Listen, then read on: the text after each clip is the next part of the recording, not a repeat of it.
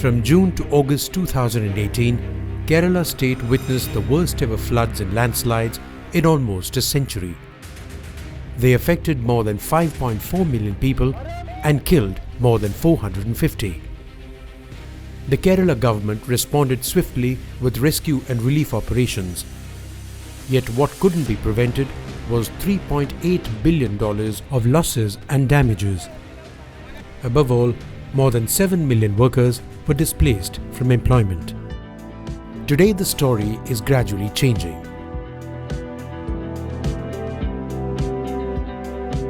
God's own country is on the road to recovery by working back better.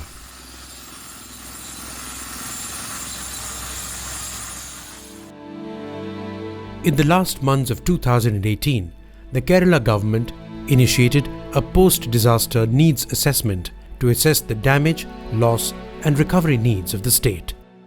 For the first time, United Nations through 10 UN agencies supported the government in conducting the assessment. It covered 14 sectors, 100 experts were deployed, and over a period of 28 days, a very comprehensive assessment was done. The International Labour Organization, or ILO, led the assessment in the employment and livelihood sector. The ILO has a long-standing experience and expertise in the area of supporting societies in disaster recovery. Since 2005, we have done more than 30 PDNAs.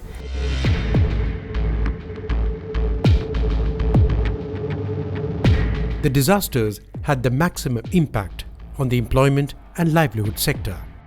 Unlike infrastructure damages, the loss of livelihoods and jobs is not immediately visible. However, it has a maximum impact on people, and it also carries a much longer-term effect. When you affect businesses, you affect people's livelihoods, because one business may employ 2 or 3 persons, but it feeds so many people who depend on the business. The informal sector workers, which includes also casual workers and daily wage earners, were most affected by this disaster.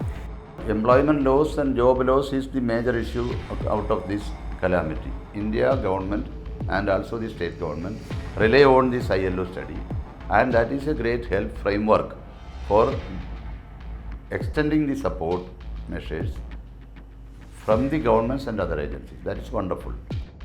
ഈ ഇടുക്കി വയനാട് പാലക്കാടിൻ്റെ ഉൾഭാഗങ്ങളിലൊക്കെ സഞ്ചരിച്ച് എന്തൊക്കെ നാശനഷ്ടം കേട്ടോ losses to the community ഏതൊക്കെ തരത്തിലാണ് ഉണ്ടായിട്ടുള്ളതെന്നെല്ലാം അതിനെക്കുറിച്ച് ഡീപ്പായിട്ട് തന്നെ ILO ടീം അത് അസസ് ചെയ്തിട്ടുണ്ട്, അനലൈസ് ചെയ്യുകയും ചെയ്തിട്ടുണ്ട്. അതിൻ്റെ ഫലമായിട്ട് അതെല്ലാം ഇൻക്ലൂഡ് ചെയ്തിട്ടാണ് ആ റിപ്പോർട്ടിനകത്ത് തന്നിട്ടുള്ളത്.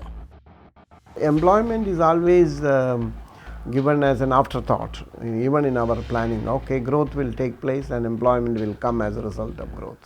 So you may get value, you may get more growth, not necessarily employment.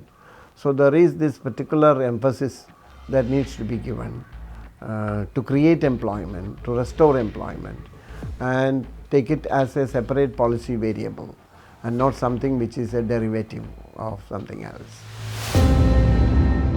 The PDNA identified short, medium and long-term policies for the state. Here, ILO committed to provide technical know-how with the support of the Japanese government. Soon, in January 2019, a consultative meeting was held with the tripartite constituents where the interventions were planned. The government went for a multi-pronged approach, one that would mainstream the employment aspect in the rebuilding process of New Kerala. ILO came up with the 5 specific areas for the interventions, including skills development assessment, green jobs development, occupational health safety and health measures, and statistics development, and the voice of migrant workers. Those were the key areas which we can think that these were the pillars which ILO focused during the recovery process. Also, since employment is a cross-cutting sector, so these all the elements will link to different other sectors which we call as productive or social or infrastructure sectors. A look at each one of them in detail will reveal how ILO worked with its constituents, including the government, to achieve its objectives or least initiate a process. the approach adopted by ILO, particularly with respect to mainstreaming of employment, goes well with the idea of creating fresh or opening up fresh livelihood options for the affected people. So in every sense, there was some sort of coalescence of interest between the ILO and the state government. That was highly productive, I would say. ILO's focus on skills training was purely to help people come out of the disaster scenario. It recommended a training needs assessment with particular focus on the construction sector. Several interventions in skills training can be seen in various districts of the state. So many skilled workers are already working in Kerala, but they don't have any formal training. So for recognizing that skilling, the recognition of prior learning is also one of the suggestions given by ILO, which we have, the State Skill Development Mission has taken it seriously. ILO's impetus on entrepreneurship development was to facilitate, start or revive small and micro enterprises with particular focus on women, green business and New Kerala. More emphasis is being given on making enterprises sustainable in order to survive. We did an intervention, we call it an integrated approach, where we worked with SMEs and we introduced the Start and Improve Your Business tool, but we introduced the Green Start and Improve Your Business. And linked to that is the issue of environmental sustainability. We targeted mainly in women, Dalits, disaster affected. We trained their officers how to implement SOIB tools and methodology with their state entrepreneurship strategies. More than we covered 1,500 entrepreneurs in the state of Kerala. More than 2 million migrant workers from other states of India call Kerala home. After all, the state offers one of the best wages and living conditions for them. इधर आने के बाद में मेरे को ऐसे लगता है केरला का बहुत अच्छा है. ILO's focus on safe and informed labour migration is an integral part of the rebuilding strategy. We have had, in our conversations with the state government of Kerala, priorities as a result of the aftermath of the floods is infrastructure development. Who is going to build these bridges? Who's going to build these roads? Migrant workers will have a huge role to play. That, I think, will certainly lead to a better appreciation for what migrant workers can do in terms of contributing to the development of the state of Kerala. ILO has a major role to play in ensuring that there is dignity of labor, there is better safety measures, and people are better informed about how to address issues related to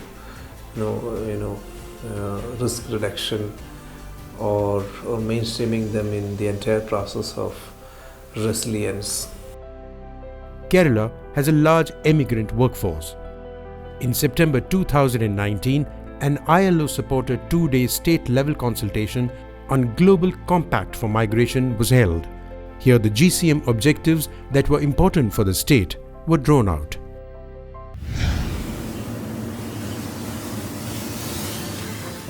Occupational safety and health is a critical aspect for a state that's recovering from a disaster.